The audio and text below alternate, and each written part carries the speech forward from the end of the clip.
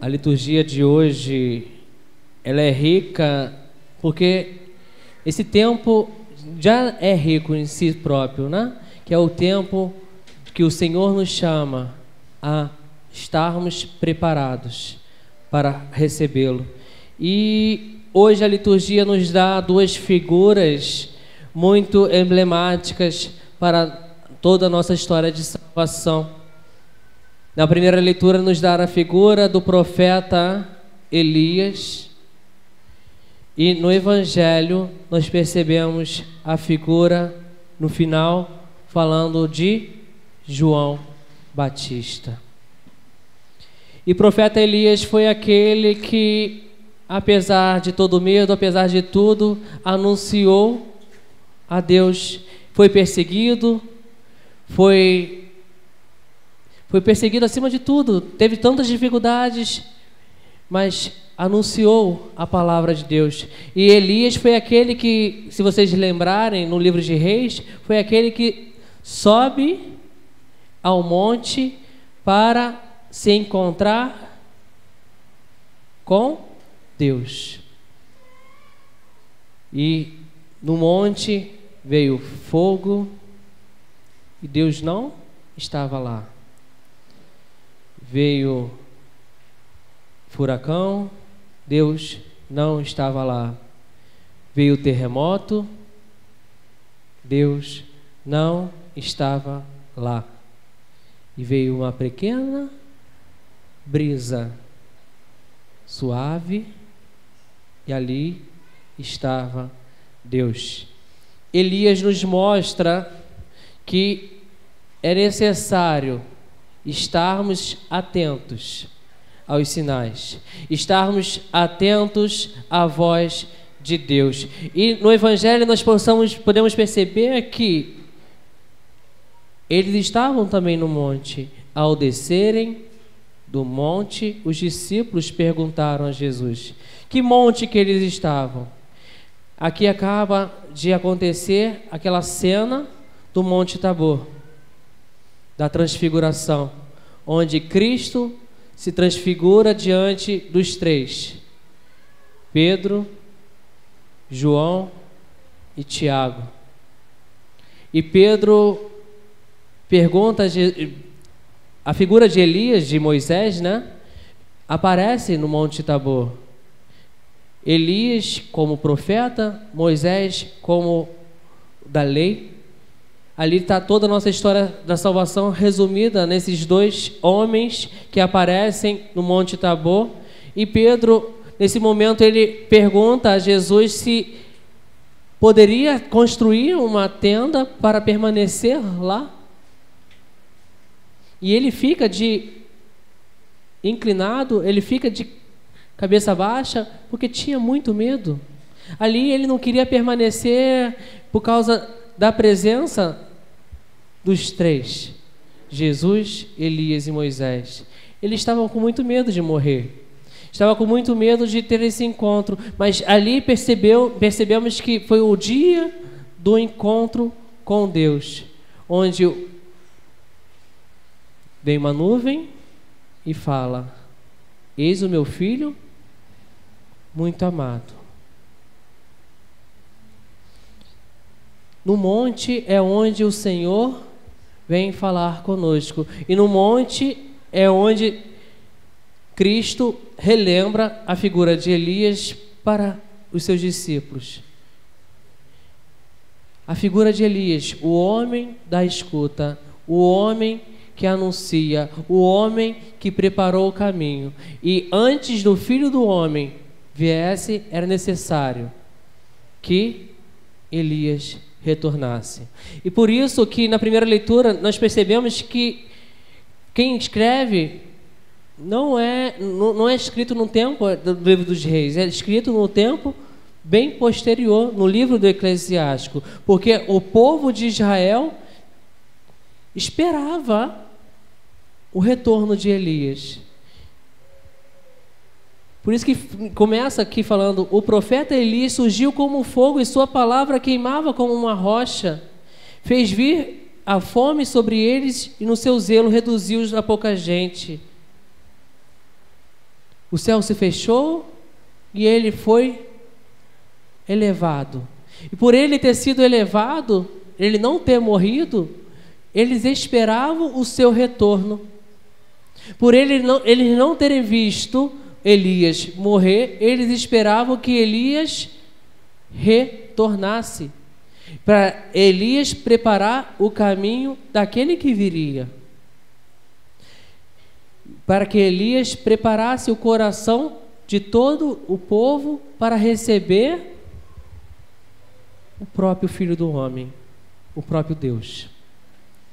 E percebemos que São João Batista foi esse que apontou para o Cordeiro, apontou para o próprio Cristo, apontou: eis o Cordeiro de Deus.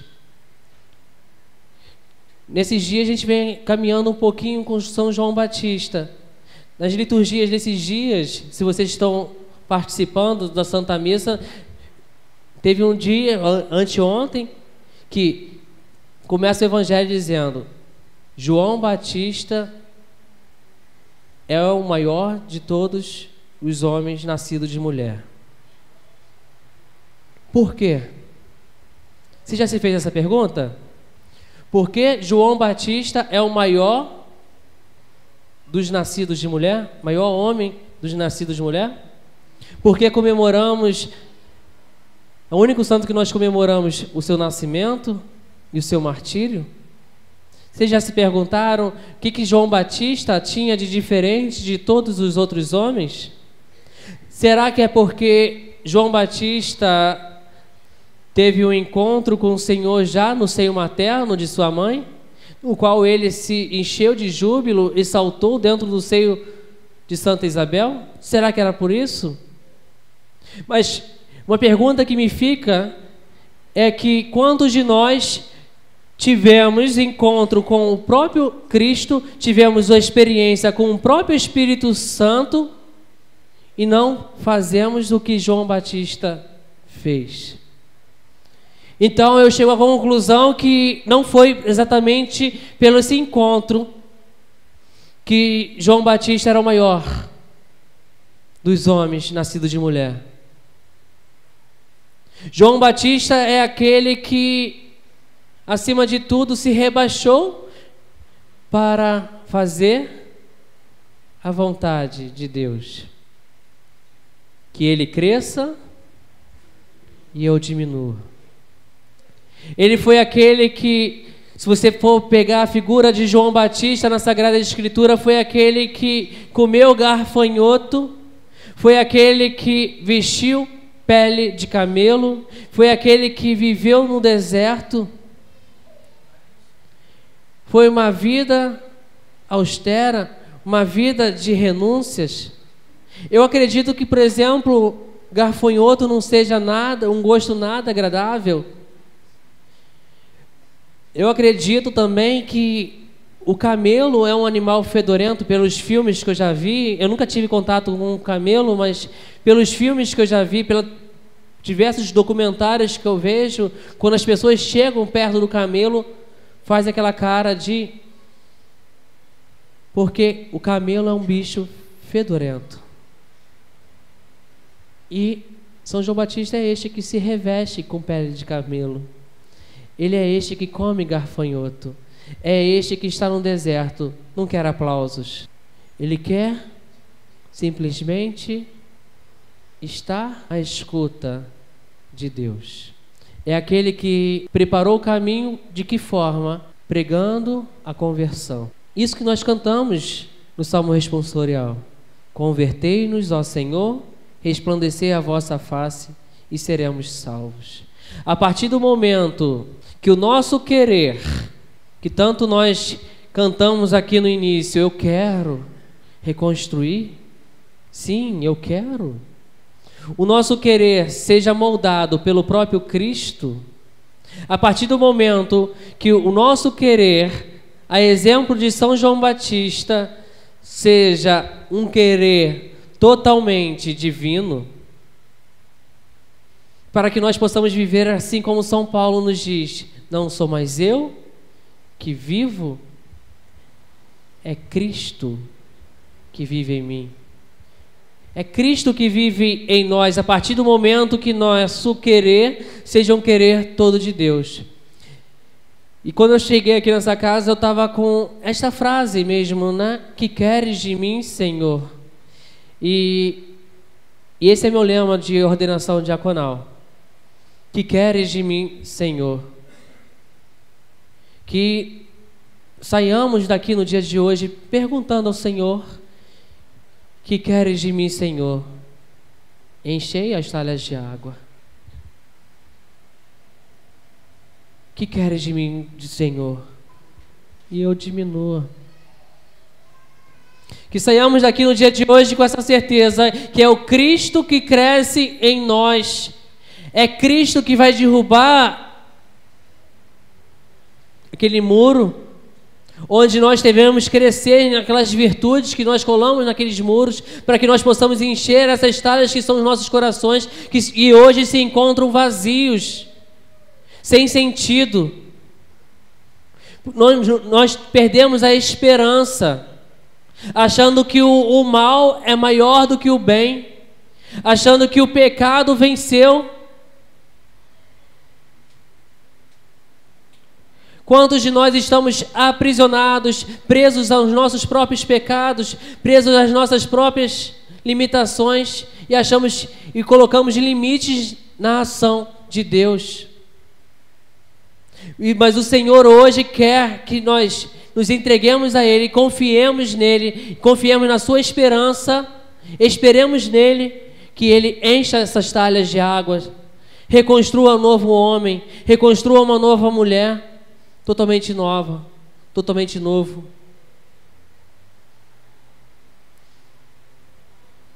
Que deixemos Deus ser Deus em nossas vidas.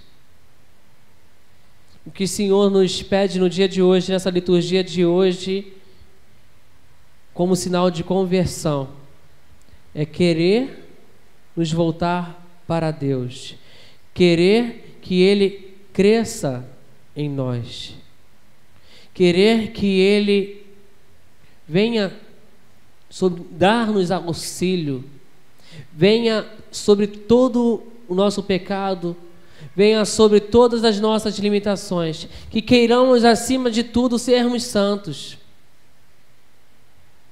Não tenha medo de pregar a santidade, não tenha medo de querer ser santo nesse mundo. Não tenha medo. Pregue a santidade acima de tudo. O Senhor está chegando. O tempo corre. Uma vela já se apagou. A outra está aqui. O tempo corre, o tempo passa. E o que eu estou fazendo de concreto para receber o Senhor? O que eu estou fazendo de concreto na minha vida para lutar pelo Senhor? Eu costumo dizer que São João Batista me ensina muito. Nessa semana, na liturgia, no mesmo dia que fala sobre que ele é o maior dos homens nascidos de mulher, diz que São João Batista era violento. São João Batista era violento. Em que sentido São João Batista era violento? Violento contra as suas próprias vontades.